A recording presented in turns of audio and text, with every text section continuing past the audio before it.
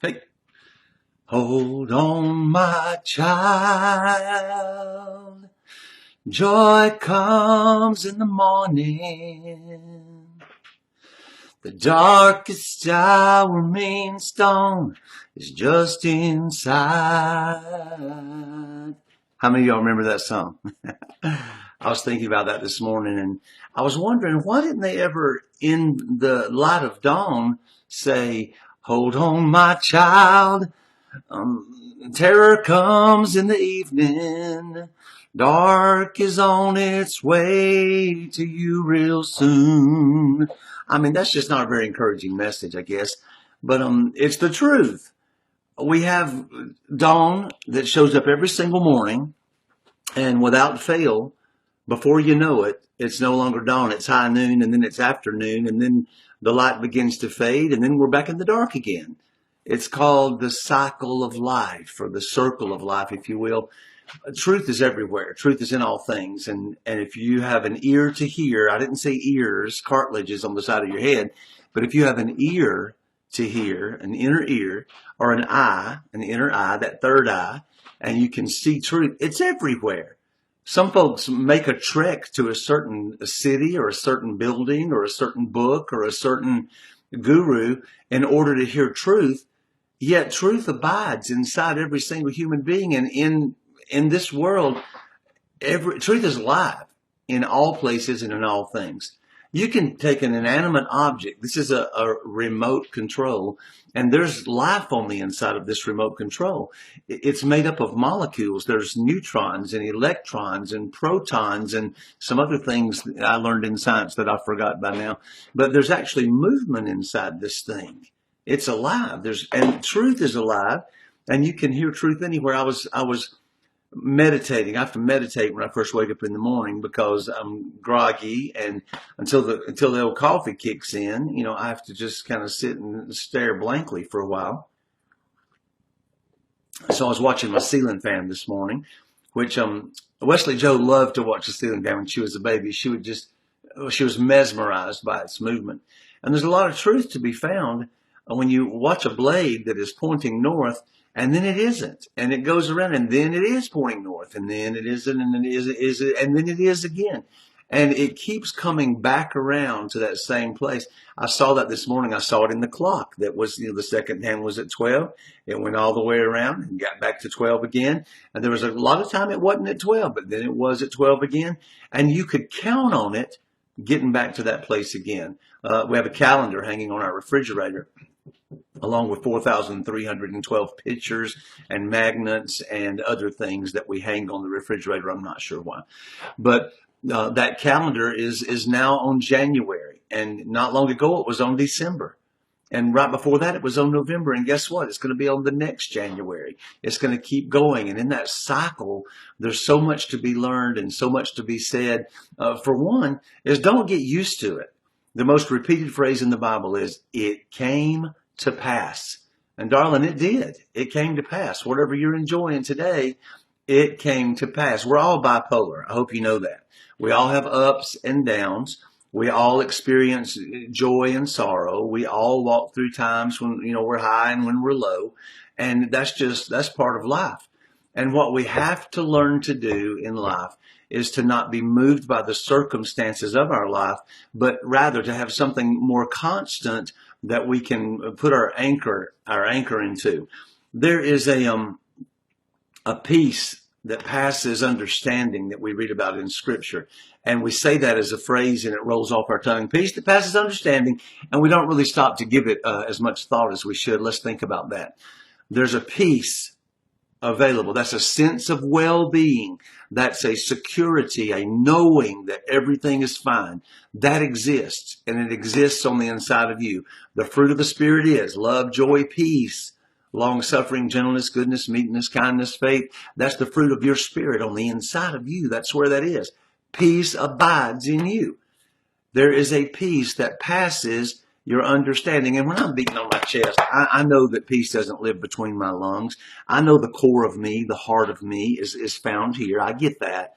But we're used to, my heart, my soul. This is a place that we refer to where the heart and the soul and the understanding and the spirit and the mind's eye all comes together. And we want to say it's here, but really it's here. And I get that. But the peace that passes your understanding, that's what you know, what you understand. That's the facts. That's all the information that you have gathered and compiled, and it speaks one thing to you. But there's a peace that passes that can allow you to walk in that contentment and that sense of well-being regardless of what all is on your list. There is a love that passes conditions. That it's called unconditional love. And there's whatever the conditions are that people have placed on you, or books have placed on you, or religion has placed on you, there's a love that passes all that. There's a love that doesn't even take into consideration all that. It just is. There's a joy that passes circumstances, that you can have a joy, an exuberance, and just that feeling of elation you can have. I'm not talking about happiness. Happiness comes and goes, like the neighbor's cat. Happiness is here and then it's gone. It's based on circumstances. It's all about you getting your ducks in a row, and then you're like, whoa, my ducks are in a row. Whoa! Forget the ducks. It's not about getting the ducks in a row. It's about tapping in to the constancy that is there in the spirit on the inside of you and having joy regardless of your circumstances. I was thinking about the cycle of life. And in 1 Corinthians 3, excuse me, Paul the Apostle is talking about the building that we are, the building that's going on, the temple that we are. And in the Old Covenant, there's a lot of emphasis placed on a temple being built for people. In the New Covenant, those who have an ear to hear, it's about the people being built for the temple. And we come to an understanding at some point in time that the temple is not something we go to. The temple is something we are. And in the building of this temple, Paul's very clear there, and he's talking to a group of people who are immature.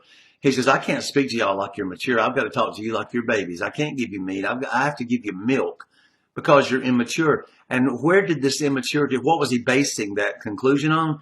The fact that they were torn by this doctrine and this teacher and that teacher and this movement and that movement and all the stuff that most of us are moved by.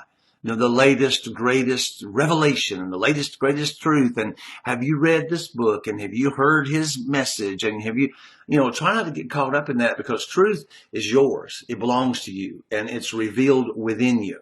And yes, someone can help uncover that truth. Yes, you can follow the example of someone that's walking on the path that you are on, and you can see things that they are seeing as they describe it, but you have to see it for yourself. But Paul says, one of you says, I'm of Apollos. One says, I'm of Paul. And he says there's something much bigger going on, which he calls God in this passage, something much bigger behind the scenes. One may plant, one may water, but the increase is going to happen in spite of which teacher you heard or what they said. I'm thankful today that I can walk in the measure of truth that I'm walking in spite of all the different doctrines I've embraced, the things I've believed, the churches I've attended, the messages I've preached, the mindsets I've had, the hookups that I have accomplished with different groups of people who are moving in different waves of revelation. And I'm not here to say that any of them were wrong. I'm here to say that every single one of them was important in its way, in its time, in its day. But there came a time in each of those places, and I'm sure in the place that I am in right now, spiritually, this time will come again when I must, what's the best term? Be born again.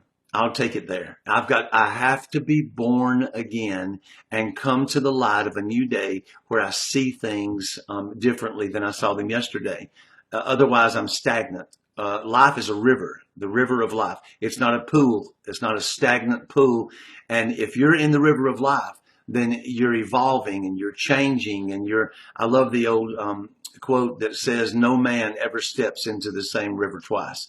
And the reason is because the river is changing and the man is changing.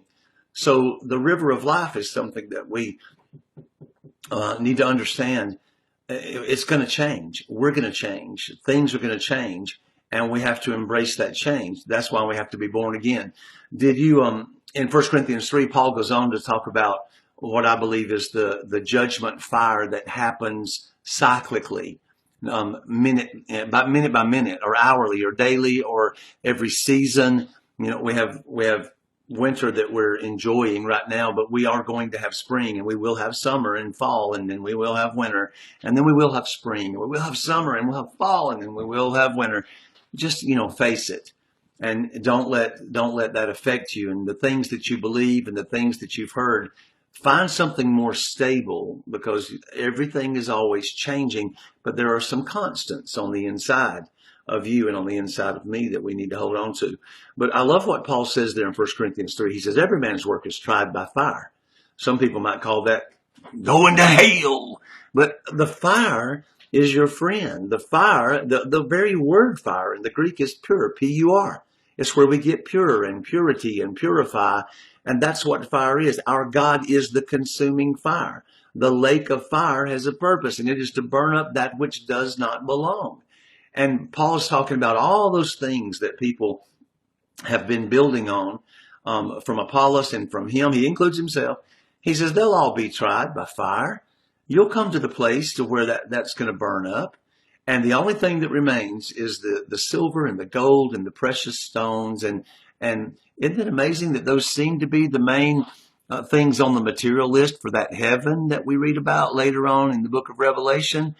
Could it possibly be that rather than being a celestial city out through the black hole in outer space somewhere, that is talking about the presence that is being built within us as the purification process takes place, and the things that do not belong are burned up. And let me assure you of this.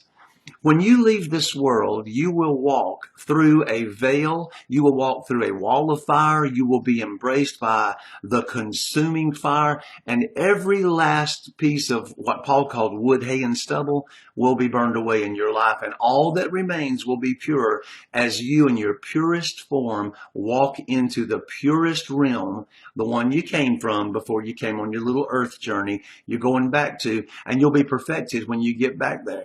I always laugh. I've had all kinds of folks come to my churches through the years, and I had a little fella come into my church years ago, and he was so, what's the word? I don't want to offend anybody. Just so country. He was like a character from the Andy Griffith Show that would live somewhere up near the Darling brothers and the Darling boys and Ernest T. Bass. It was one of their neighbors, I'm pretty sure. But he had come to my church, and he wanted to experience conversion. So back in the day, he came to the altar, and I prayed with him, and we did what we knew to do at the time. And he made a connection. Now we know he was connecting with life and truth within him, but then we thought he made a connection to a Jewish guy sitting on a chair in outer space. But forgive us. But nonetheless, he made the connection, and he asked me afterwards. He said, "Now, preacher, am I going to heaven when I die?" I said, "Yes, sir, you're going to heaven when you die. Your ticket is punched and you're going." He says, "Well, you know what? I got an issue with that." I said, "Why would you have an issue with going to heaven?" He says, "Because there's some folks there. I got a mother-in-law that died, and I got a brother-in-law that died, and some folks that I don't want to see. Am I going to have to see them when I get to heaven?" Of all things to worry about. I assured him that his mother-in-law, when she made it to heaven, everything he hated about her was burned up as she entered the gate. And she now is a perfect, lovely, amazing creature. This is good news for some of you.